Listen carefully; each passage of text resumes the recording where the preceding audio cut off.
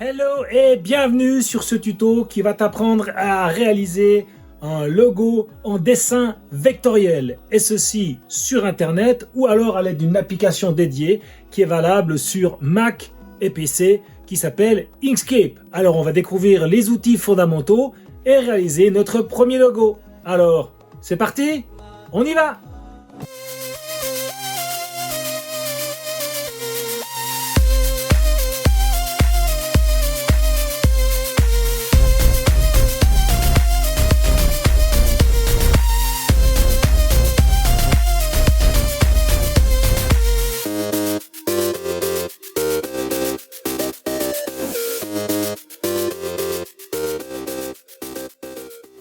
Alors nous voilà directement en ligne sur un navigateur. Personnellement ici, moi je suis sur Google Chrome, mais ça peut être Safari, Firefox, Brave, tout ce qu'on veut. Enfin, n'importe quel navigateur internet fonctionne. Et on va directement se rendre sur notre plateforme pour le dessin vectoriel en ligne. Alors tout d'abord c'est vecteezy.com. Pour aller voir ce qui se passe, Vecteezy, donc E-E-Z-Y, Vecteezy. Il me demande est-ce que tu le payes en français? Oui, je veux visiter en français. Donc Vecteezy est un endroit où vous pouvez trouver donc des dessins vectoriels, des images, des photos, avec une partie payante bien entendu et une partie gratuite aussi. Quelle est la différence entre un dessin vectoriel et un dessin tout court? Le dessin tout court sera bon dans la taille que nous avons, comme une photographie par exemple. Par contre, le dessin vectoriel, l'ordinateur va enregistrer le tracé que l'on fait, quel arc de cercle, quelle grandeur, etc. Ce qui va nous permettre de faire un dessin, de le reprendre et de le mettre en toute petite taille ou voire même en énorme taille sans aucune perte de qualité. Donc aucune perte de qualité.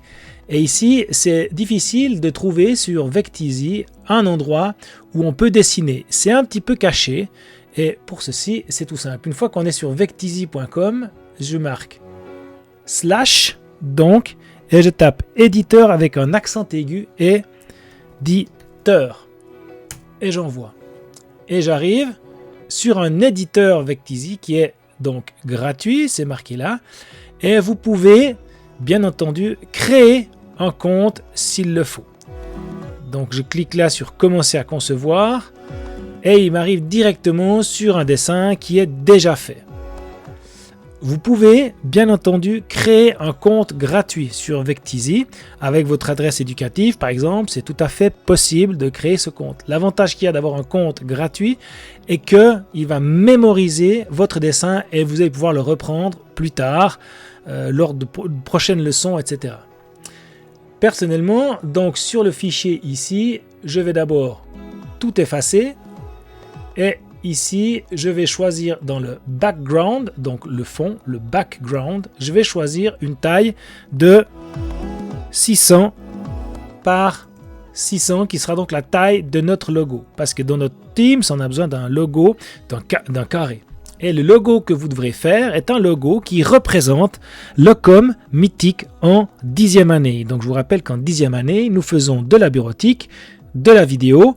Donc il faudrait qu'il y ait un petit peu ça dans ce logo. Un logo doit rester simple, lisible, accessible. Donc il ne doit pas avoir trop de texte, pas trop de choses, pas trop de dessins, mais quand même des choses qui sont claires et évidentes. Moi, ce que je vais vous apprendre ici, c'est différents outils à disposition que vous avez pour créer ceci. Libre à vous, à votre imagination, de créer un logo qui va comporter quelques règles que je vais vous donner maintenant. Parcourons ensemble les outils. Donc, on voit que c'est une interface extrêmement simple où il y a très peu d'outils. Il y a ici des formes qui sont possibles de prendre, qui sont déjà créées, n'est-ce pas? Il est possible, voilà, d'en prendre quelques-unes. Il existe des illustrations, elles sont là. Je ne sais pas pourquoi ça ne va pas plus bas, mais il existe des illustrations. Il existe des gabarits qui sont déjà faits, on appelle ça un template en anglais. Donc là il n'y a pas, et on peut chercher quelque chose de thématique. Par exemple, si je veux une fleur, je peux écrire flower en anglais et il me propose donc des fleurs que je peux mettre et j'ai qu'à cliquer et la fleur vient ici. Pour ça, c'est très pratique. J'ai ici un outil texte où je vais pouvoir choisir si je mets un texte large, un texte moyen ou un texte petit. Je vais pouvoir ici choisir la police de mon texte. Donc si par exemple je prends large text, voilà.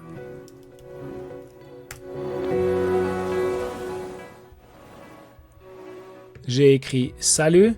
Je vais pouvoir ici sélectionner la typeface, c'est-à-dire la police avec laquelle il est écrit. Par exemple, je sais pas, moi je prends Bobby One. Voilà. Je choisis la graisse, comme on dit, c'est-à-dire l'épaisseur des caractères. Je peux choisir sa couleur. Voilà, un beau rose. Pour ceci, je devrais peut-être plutôt sélectionner le texte. Et je choisis rose.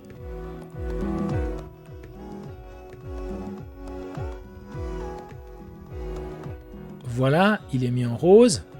La transparence, je peux le rendre légèrement transparent. Ici, là en haut, je ne sais pas ce que ça fait, ce truc. Voilà, il est là. Voilà. Je peux choisir la grosseur du tour, en fait. Hein. C'est le tour du texte, le stroke, c'est le tour autour des lettres. N'est-ce pas? Je peux agrandir mon texte. Je peux choisir ici la taille qui est autour de mon texte et sa transparence. Voilà, par exemple.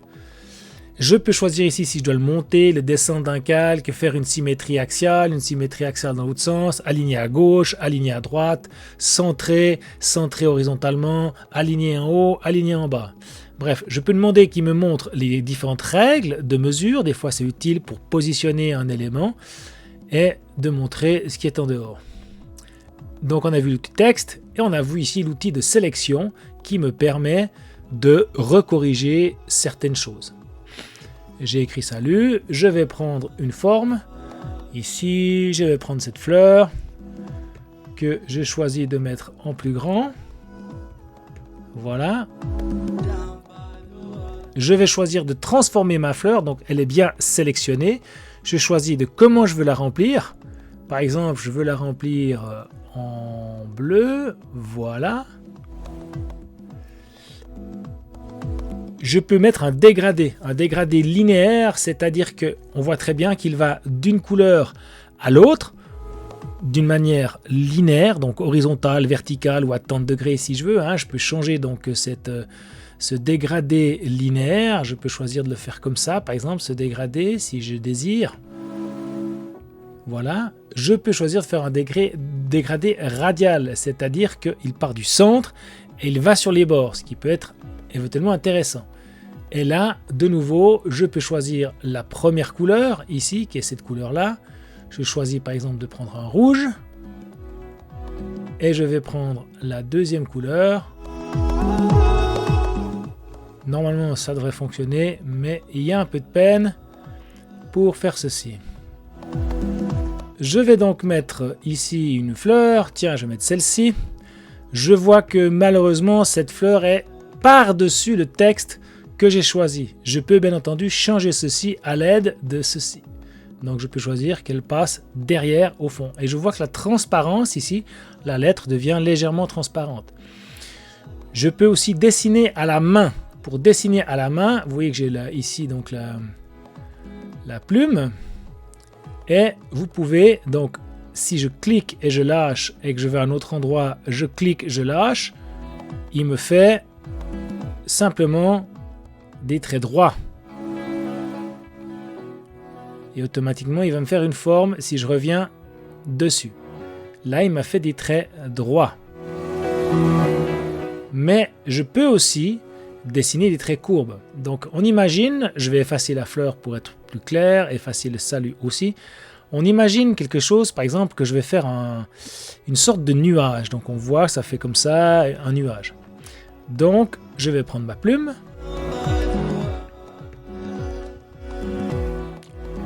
Et je vais faire mon nuage.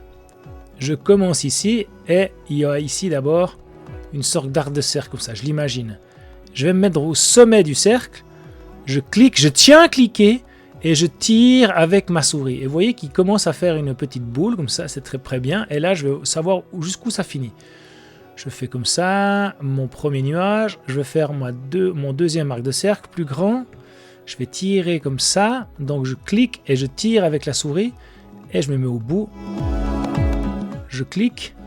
Le dernier bout, plus long, ici, comme ceci, pour revenir à plat. Et là, je vois qu'il faudrait finir là-dessous. Alors, je peux en refaire un ici, par exemple. Voilà. Ici. Et je vais me mettre ici. Hop, pour revenir. Et j'ai fait une sorte de nuage. Que je peux, maintenant, si je clique 2 fois dessus, je peux, normalement, changer déjà mon arc de cercle. Et je vois que je peux changer aussi, de nouveau, la taille de l'arc de cercle pour lequel je viens de dessiner. Voilà, je peux changer ceci. Cet outil s'appelle les courbes de Bézier. Je peux donc bien entendu mettre un tour avec des couleurs. Par exemple, 1, 2, 3, 4, 5, 6. Ça, c'est noir, mais je peux le mettre blanc. Normalement, il doit être blanc ici. Vous voyez, il apparaît blanc avec 6 zéros. Voilà, un nuage un peu blanc. À l'intérieur ici, parfait. Je peux mettre un gris légèrement plus clair. Voilà, j'ai fait un petit nuage. Escape pour ne pas avoir. Voilà, j'ai fait un petit nuage. Parfait, nickel. Je vais donc maintenant écrire un texte. Il faudrait que sur le texte que vous allez mettre, il faudrait qu'il y ait OIT, parce que c'est l'OCOM informatique technique, OIT, et il faudrait l'année 10.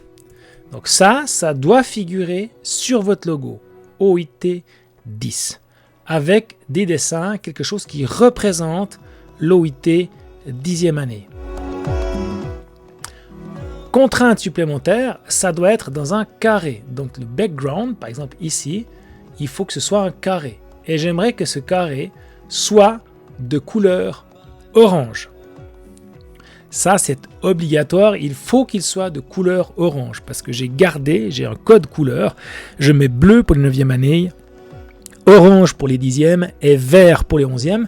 Donc ici, c'est un logo pour les 10e années. On voit ici tout à fait que mon logo ne représente pas du tout l'OIT 10e année. Je peux changer et par exemple, je peux aller chercher dans les éléments, je peux marquer computer pour voir ici un ordinateur. Qu'est-ce qu'il y a? Ah tiens, voilà un ordinateur, c'est pas mal. Ça a l'air bien, je l'agrandis. Vous pouvez même le modifier, donc l'agrandir. Voilà, il garde toujours ses proportions.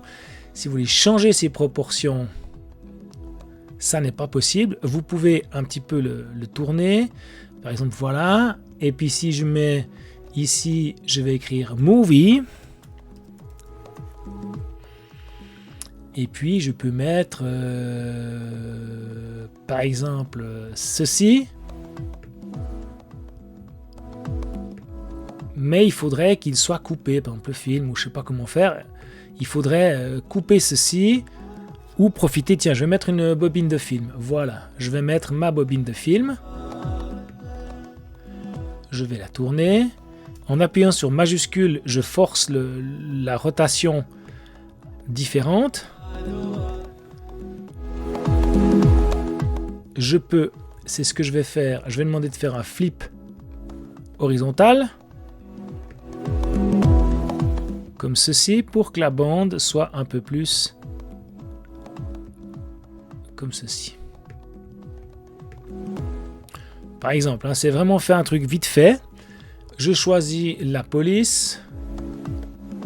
Obi-Wan, par exemple, voilà. Normal. La taille, je choisis très grand. Je tourne. J'ai mis un texte ici qui ne sert à rien. Je clique, j'efface avec la touche effacer de votre ordinateur et j'agrandis OIT 10. Par exemple, ça pourrait être quelque chose de comme ceci. Donc, comme je viens de le faire, vous n'avez pas le droit de le faire. Mais dernière chose à réaliser. Donc, il faut qu'il y ait donc un faux orange, qu'il y ait des dessins qui soient mis en place et un texte. Le texte, attention, on doit faire une petite astuce parce que si on va exporter le dessin là, si vous allez l'agrandir, en fait, le texte, il mémorise la police, etc. Mais il ne va pas transformer, il faudrait transformer le texte comme si c'était un dessin. Donc ici, j'ai convertir le texte en ligne. Et cette fois, il est converti en ligne. Ce qui fait que maintenant, si vous prenez votre souris, le texte est normalement converti en ligne. Je dis bien normalement. Il va falloir maintenant enregistrer ce document. Donc si vous avez fait un compte gratuit, normalement ce fichier, on peut donc le sauvegarder. Save for later. Moi je me suis connecté, donc il enregistre automatiquement sur le cloud, sur le nuage, mon logo. Ou alors je peux faire ici Download SVG, c'est Standard Vectorial Graphic. Donc ça c'est le format officiel open source concernant tous les dessins vectoriels. Donc c'est important pour chaque dessin vectoriel que l'on fait qu'il y ait un SVG qui soit fait. Et on va aussi le downloader en PNG, Portable Network Graphic. C'est donc un fichier image. Mais je remarque encore, dernière retouche sur mon logo, je vois que c'est vraiment trop près du bord, parce qu'on va jamais trop près des bords sur un logo, jamais, jamais, jamais. Voilà, c'est fait. Je fais enregistrer. Save for later.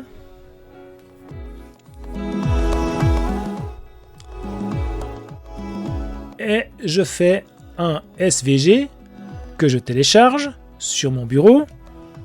Je l'appelle logo 10 et je télécharge aussi mon fichier PNG.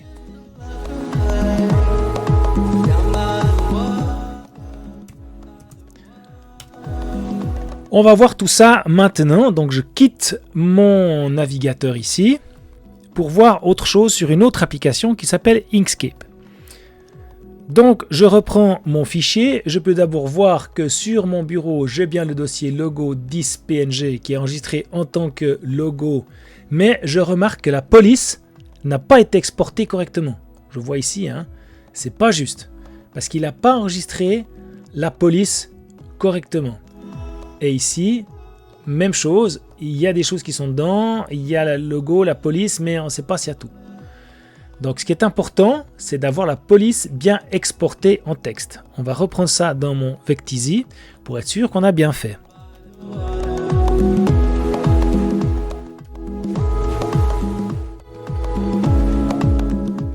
L'avantage d'avoir fait ceci, c'est que je peux directement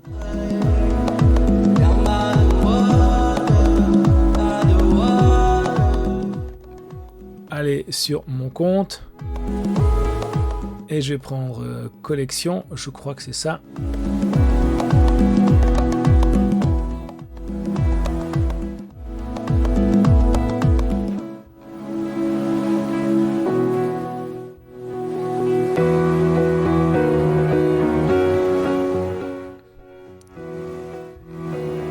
Les fichiers enregistrés, ils sont là.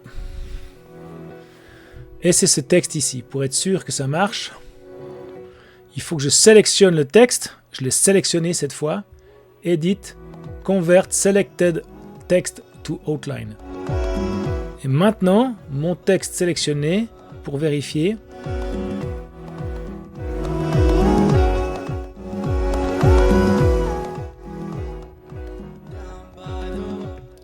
Vous voyez que le cadre du texte a changé, il est moins gros et que chaque lettre maintenant, vous voyez, c'est comme si c'était un dessin vectoriel fait avec l'outil de la plume. D'ailleurs, c'est l'outil plume qui se met en route. Donc je peux très bien, et maintenant, mon dessin, je peux le sauvegarder.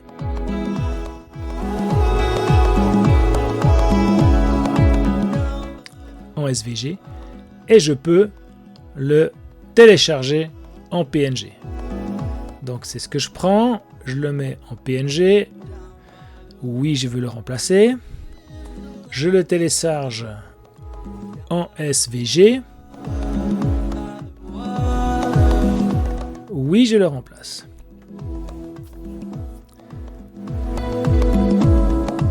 Je quitte donc mon navigateur et je remarque cette fois que le PNG il est correct. Et mon SVG, eh ben, je vais l'ouvrir directement avec l'application qui m'intéresse. En l'occurrence, moi je vais l'ouvrir avec...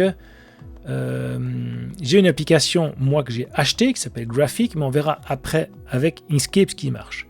Donc je l'ouvre juste pour vérifier si effectivement le fichier a été fait correctement. Et vous voyez que j'ai exactement ce que j'avais avant, parce que chaque chose est donc dessinée correctement comme si je l'avais dessiné à la plume.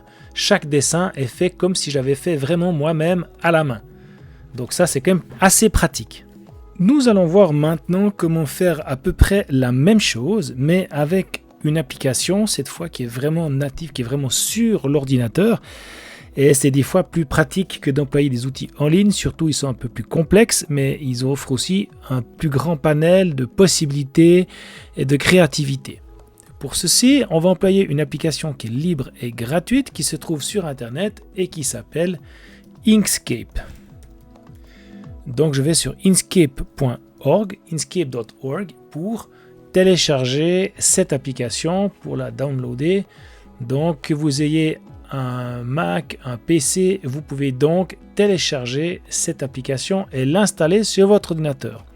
Puisque nous sommes à l'école, donc il n'y a pas besoin de faire ceci parce que cette application est donc dans le store de l'école qui s'appelle CIPEO.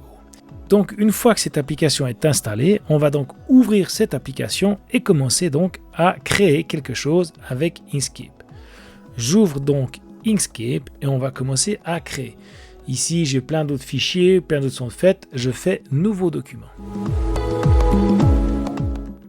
Mon Inkscape s'ouvre et je vais pouvoir profiter déjà un petit peu d'agrandir la fenêtre pour que je puisse un peu mieux voir ce qu'il se passe. Voilà. Je remarque que mon document n'est pas du tout dans la bonne taille. Alors on va tout de suite régler ça. Je vais dans Fichier, Propriétés du document et je fais ici, je choisis de prendre en pixels et comme j'ai fait tout à l'heure, 600 par 600. C'est fait. Je peux choisir aussi comment est-ce que ça se met coloris à l'intérieur et je vais faire comme l'autre application, demander le damier pour être sûr et savoir ce qui est en couleur et ce qui n'est pas en couleur, ce qui est plein et ce qui est vide. C'est fait. On a fait la première étape. Maintenant, on se souvient qu'il doit avoir un fond orange. Pour ceci, je peux prendre les formes qui sont là. Ici, il y a les différents outils et tout ce qui s'applique en haut. On aura ici donc des onglets qui vont venir en supplément. Je profite de les fermer parce que d'origine vous n'avez pas ça. Et je vais recouvrir toute ma page d'une couleur.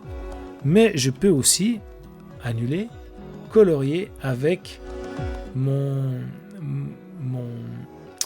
pot de peinture et je vais pouvoir choisir une couleur. Vous avez là en bas donc des couleurs qui sont proposées et vous pouvez bien entendu aller choisir les couleurs qu'il faut. Il y en a plus, on va voir comment transformer tout ça, mais moi je vais prendre donc la couleur orange. Je prends le pot de peinture et je remarque que je ne peux pas remplir parce qu'il n'y a pas de forme. Donc je prends mon outil rectangle, cette fois c'est bon, et je vais sur mon carré qui est là et je choisis donc ma couleur orange. Peut-être on n'est pas forcément les mêmes résultats que moi parce que moi j'ai fait d'autres dessins avant, mais ça reste plus ou moins le même principe. Je fais une forme et j'applique une couleur. Si je veux changer la couleur, d'ailleurs je vois ici j'ai une bordure jaune, pas terrible, enfin bon, je clique ici en bas sur il y a fond et contour, je clique dessus et j'ai automatiquement un formulaire, un onglet qui vient se mettre de côté.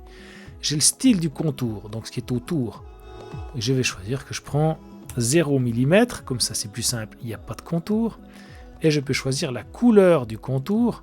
Je vous conseille de prendre TSL ici, parce que vous allez pouvoir choisir la couleur du contour et aussi donc sa saturation et aussi sa luminosité. Mais là je vois rien du tout parce que c'est sur le contour. Je vais aller sur le fond. Même chose, je choisis de prendre TSL. Ici c'est marqué roue et c'est encore plus facile parce qu'avec la roue TSL, Vous pouvez donc choisir la couleur que vous voulez. Je choisis ici orange par exemple. Et je peux choisir justement cette intensité, cette saturation qu'il y a ici dans ma roue.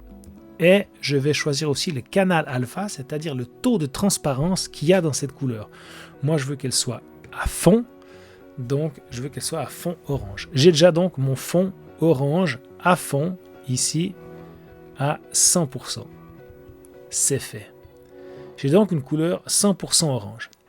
Je peux écrire du texte comme on l'a fait avant. Donc ici, j'ai texte et je clique dessus pour écrire OIT-10. Je sélectionne mon texte avec commande A par exemple, ou alors je peux toujours avec la souris sélectionner avec ma souris. Je peux choisir ici la police. Et vous voyez que là, la police, il n'y a pas d'allure de police, de dessin de police, ça marche pas terrible, c'est vraiment pas génial. Je ferme et je vais reprendre une fois. Et en reprenant une deuxième fois, il a pu charger les polices et je peux voir qu'elle a les yeux. Ah, africaine. Je vais prendre celle-ci. Et vous voyez que maintenant que c'est dessiné, je peux agrandir mon texte, je peux le mettre comme je veux, je peux l'agrandir et en cliquant, donc je suis toujours avec l'outil ici flèche, je suis toujours avec l'outil flèche et si je clique une deuxième fois sur le dessin, vous voyez qu'il y a des flèches pour tourner mon texte qui apparaissent. Voilà, je peux tourner mon texte. Mais avant, on avait une banque de dessins pour dessiner donc ce qu'on voulait pour faire le logo. Mais avant tout, il me vient juste ici à l'esprit de faire un dégradé. Comment est-ce qu'on fait? Donc sachez, je vais refaire une autre forme parce que peut-être que faire un dégradé vous intéresse. Donc je fais une forme, je choisis une couleur, c'est fait, mais je peux choisir aussi un dégradé ici. Et je peux appliquer un dégradé dans la forme. Vous voyez, j'ai pu appliquer un dégradé. Et ici, j'ai mes couleurs de début, couleurs de fin. Je peux choisir ici au début, couleur de début, c'est le premier stop. Je choisis de prendre pourquoi pas un bleu. Voilà, une belle saturation, 100%. Et ici, à la fin, c'est le deuxième stop. Ici, j'ai choisi de prendre pourquoi pas un jaune, un truc bien moche, avec une belle saturation, une belle luminosité, et j'ai donc un jaune avec cette fois 100%. Et j'ai ici donc mon dégradé qui est sur la forme.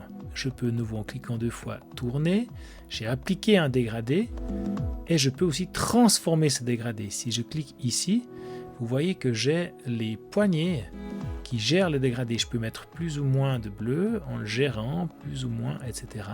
Donc je peux gérer, transformer ce dégradé. J'ai aussi des dégradés linéaires qui existent, des dégradés donc radial, et c'est ici que je vais choisir un dégradé radial. Et même chose, si je me mets là-dessus, je clique, il faut que je sélectionne la forme, la forme est sélectionnée. Je peux choisir ici un dégradé, cette fois radial. Et vous voyez que mon dégradé radial, cette fois, s'applique aussi sur ma forme, même chose. Et je peux changer ici les stops, je peux changer les couleurs, etc.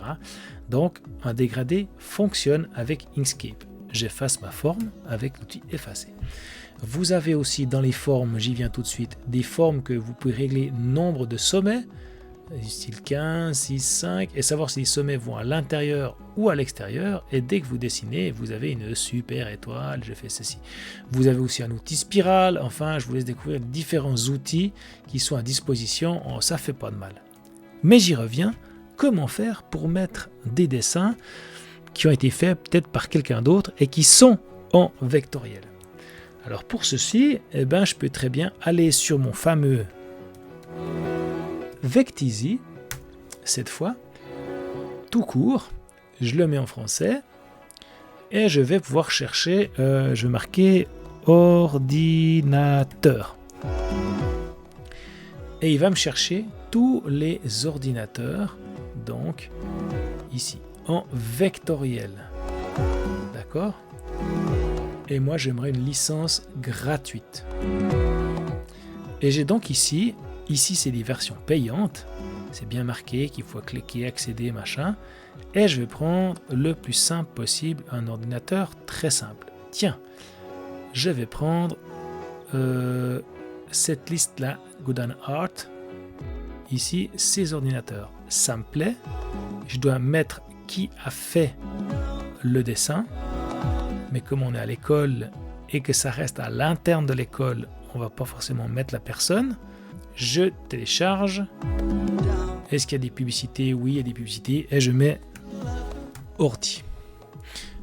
Que je mets sur mon bureau. J'avais déjà fait une fois l'exercice, donc je remplace mon ordi. Sur mon bureau, je peux afficher mon ordi. Je vais effacer ceci parce que c'était quelque chose qui était avant. Je clique 2 fois parce que c'est un fichier zip. Et vous voyez ici que j'ai un fichier EPS. Et c'est aussi un format vectoriel, ce format EPS. Donc, maintenant, on va donc chercher ce document qui était enregistré.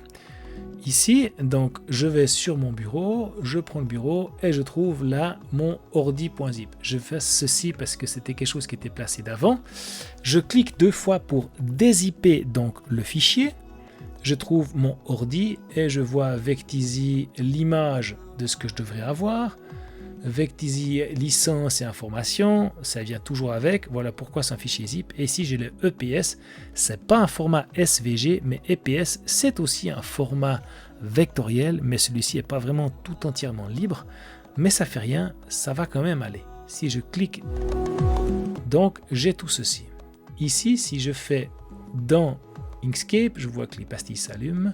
Fichier, ouvrir, et je vais aller chercher sur mon bureau, je vais aller dans Ordi et je vais chercher mon computer qui est là, EPS.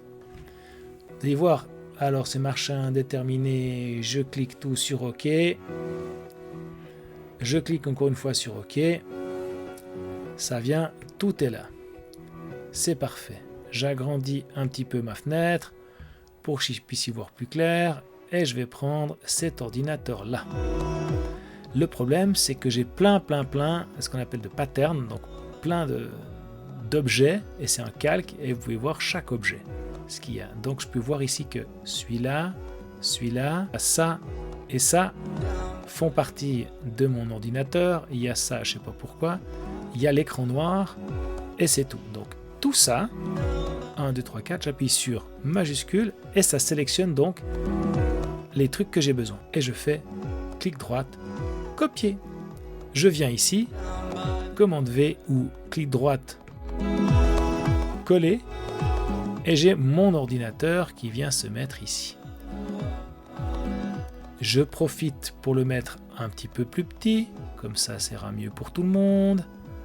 Je peux même un petit peu le faire un peu plus carré, si je le désire. De nouveau, avant j'avais des calques qui se mettaient, et là je les ai plus, je vois qu'ici j'ai plus de calques. C'est pas grave. Je sélectionne un bout et je vois ici c'est marqué calque en bas. Si je clique sur calque, je vois que justement ils apparaissent et je retrouve ce que j'avais avant, notamment celui qui était bizarre, qui me mettait, je ne sais pas ce que c'est, je peux l'effacer. Donc je peux faire ici supprimer. Il y a le rectangle, c'est celui que j'avais avant. Donc j'ai bien ces 3 calques ici qui sont avec mon truc. J'ai envie d'enlever le blanc à l'intérieur parce que ça fait un petit peu chenille. Ou alors, ce que je pourrais faire, vu que c'est du blanc ici, je peux modifier sa couleur. Alors pour ceci, je reclique là, c'est marqué fond, etc. Je reclique sur les chiffres qui sont là. Je mets le fond. Je vois que le fond est blanc avec une saturation, mais je vais pouvoir baisser un tout petit peu et comme ça, j'aurai une légère transparence. Vous allez voir ça. Je prends tout ceci pour le sélectionner. Clic droite, je peux dire grouper. Comme ça, ça ne vient plus qu'un seul élément. Et je vais pouvoir le placer sur mon dessin. Ici, c'est normal parce que derrière, vous voyez, c'est un fond noir. Commande Z pour annuler. J'ai mis une pièce ici. Et là, je peux très bien dessiner quelque chose à la main. De nouveau, comme avant, les courbes de Bézier. Vous voyez, j'ai cliqué une fois. Je tiens à cliquer et je tire et je vois que ça fait, on voit pas très bien mais sur ce fond orange, mais ça se voit quand même. Ici, je peux refaire de nouveau comme j'avais mon nuage que j'ai fait tout à l'heure.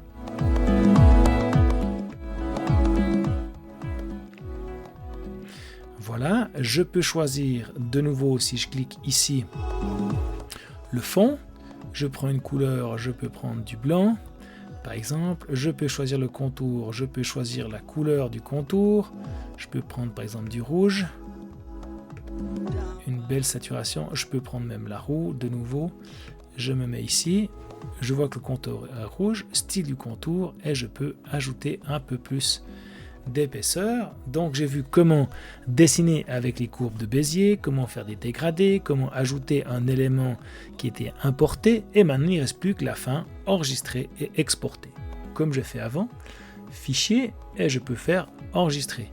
Automatiquement, vous voyez qu'il enregistre en SVG, et puis je peux marquer logo 10-2, parce qu'il y en a déjà un qui existe, logo 10-2 SVG. Je n'avais déjà fait un exercice avant, je le fais remplacer, mais vous vous faites valider. Et on va encore exporter le dessin en PNG. Pour ceci, je fais Fichier et Exporter. Et automatiquement, il me propose ici Portable Network Graphic. C'est parfait. Je vais prendre le document.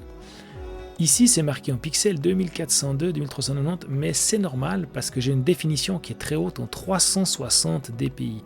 Donc c'est vraiment très très haut. On ne s'inquiète pas parce que j'ai bien réglé au départ mon document à 600 par 600. D'accord? Donc pour ceci, il est juste. Simplement, vu que j'augmente le nombre de petits points qu'il y a dans 1 mm, ben, ça fait un dessin qui est plus grand. Mais bref, on s'en fiche, c'est juste. Je fais exporter. 10.2 PNG existe déjà, voulez-vous l'écraser? Oui, parce que j'avais déjà fait l'exercice avant. Et voilà, j'ai donc mes deux dessins. Si je quitte mon Inkscape ici, j'avais enregistré, ça c'est bon. Et que je regarde sur mon bureau, je vois que j'ai le logo 10.2 PNG, celui que je viens de faire. Je vois qu'il est là. Et je vois aussi qu'il y a un logo 10.2 VSG qui est là. Dernier détail, j'ai oublié de transformer le texte en chemin. Pour ceci, donc, je vais reprendre mon Inkscape qui est là. Je rouvre mon logo 10.2 SVG avec Inkscape et je vous montre comment transformer le texte en chemin. Ici, c'est un texte, on est bien d'accord, et je fais ici chemin, objet en chemin.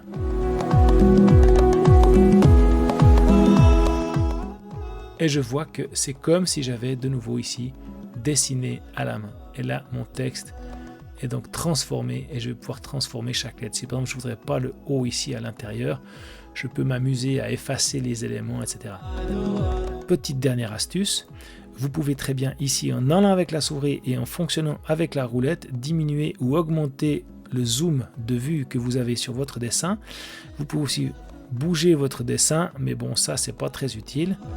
N'est-ce pas? Et bien entendu, commande S pour enregistrer et je refais mon PNG, mais là j'ai pas besoin de le refaire parce que ça va pas changer grand chose sur le résultat final.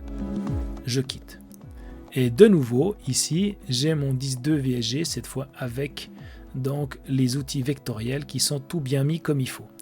Et à bientôt pour un prochain tuto.